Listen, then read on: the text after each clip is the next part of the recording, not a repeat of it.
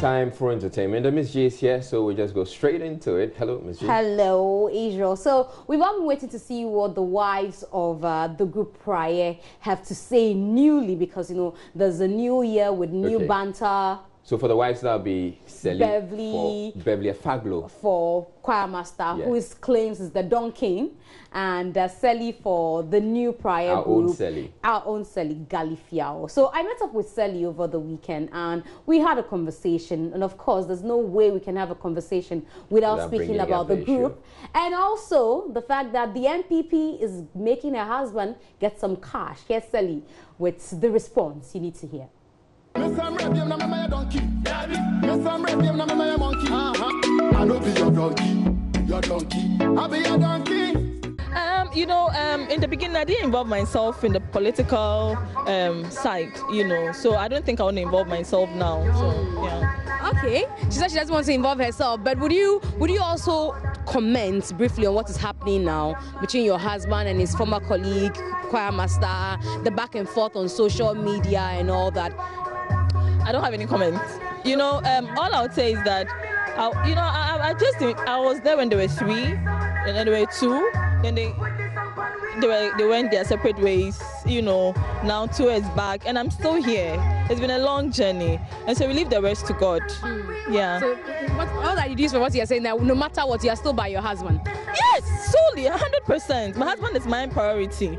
Yes, so he's 1/3 of the group, and basically that's the most important thing to me. Whatever my husband's decision is, I follow. Wherever he goes, I follow. So yeah. But don't you get worried sometimes, you know, when you see all these things going on as a wife, you know, what would you rather wish happened? There's nothing going on. He's a very strong man. You know, there's nothing going on that would bother him at home. If it bothers him, I'll be bothered. But as you can see, I'm not bothered in the least about anything. You know, so I really don't know what is going on much. And whatever is going on, I think that they're grown-up men, and then they'll sort it eventually. I will look forward to something good.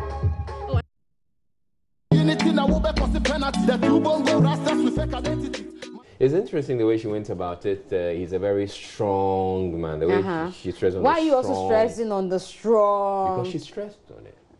Did she mean something else? I don't think anything. Okay, it's okay. Anyway, so the daughter of Kiki Jan, she gave birth out of wedlock. It became a whole story on social media. So yes, we had a conversation with her. The daughter of Kiki Jan giving birth out of wedlock. So Vanessa Jan is an on-air personality here in Ghana. So yes, she's bounced back. You know, she left with the pregnancy to the US. She's back, and why was it such a big deal? Well, because this is Ghana, and even at a point, Vanessa had to wear a ring. Yes, just to throw off. Let's hear her. Okay. At the end of the day, I don't live for people, I live for myself. And that's what I want people to know. You have to live for yourself. You have to make yourself happy. If you're so worried about the world, you're never going to live a fulfilling life. And that's what is important. And I want women to not even just women, everyone, live for yourself, make you happy, surround yourself with positive energy. That's the most important thing. No, apart from that, you know, in the society, you know, when I saw you wear a ring at a certain point, so we didn't know whether, okay, did she get married, did she not? But you know, in this society, you have stayed here at least a bit enough to know how people react. There's so much pressure on young women who get, you know, pregnant out of wedlock. And having gone through the phase, to each his own. A and B are not the same. You get me? Like, you can't be pressured. You live, like I keep saying, you're living for you. You're not living for someone to tell you you have to do this. You have do what makes you happy, what makes you feel good about yourself. It's just that simple. I don't know if it's. I always say maybe it's me growing up abroad where I just feel like you can't be pressured by what society thinks. It's just that simple.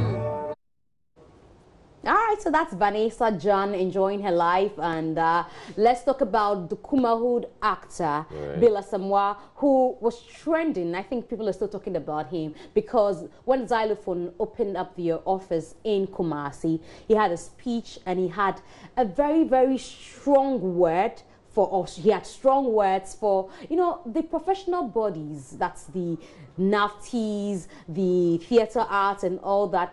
he was so peeved. What we want from you is not to sit on radio and always talk the way you do.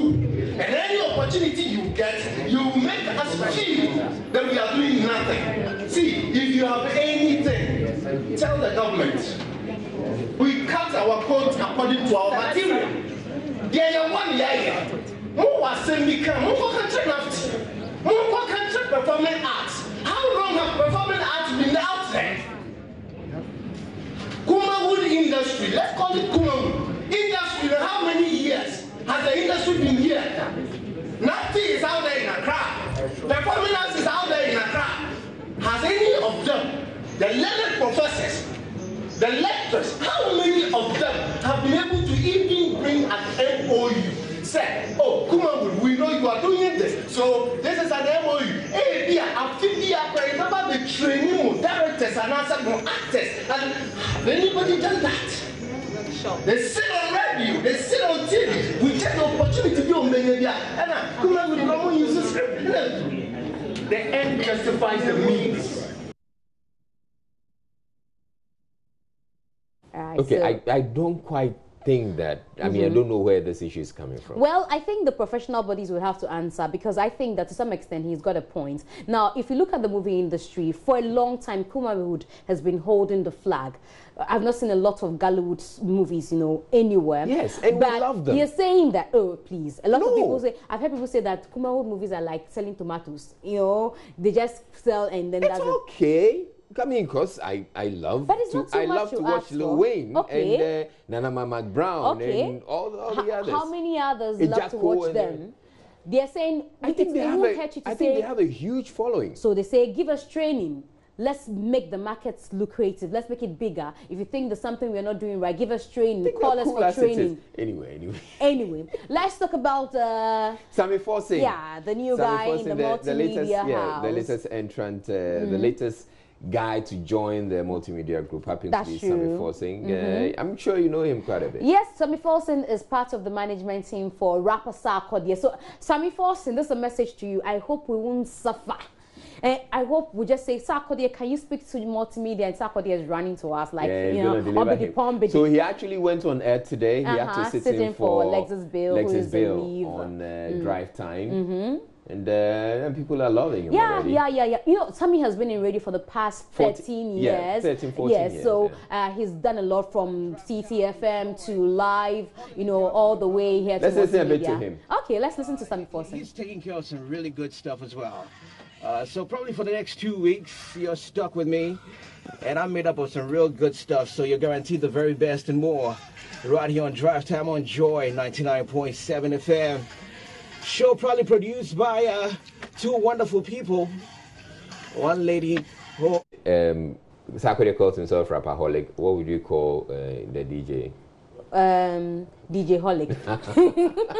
This is DJ Holic. Okay, so welcome Sammy Forsing, and definitely there's more to do, I hear, apart from, you know, sitting for Lexus. There's a lot more we're expecting from Sammy. So we'll get to tell you about that. That's later. true. Maybe we'll have him here one of these days, just like we did for Nasha Cole. We should. All right, so that'll be for entertainment today. All right, thank you very much, Miss G. Up next, we have more news coming up. Stay tuned.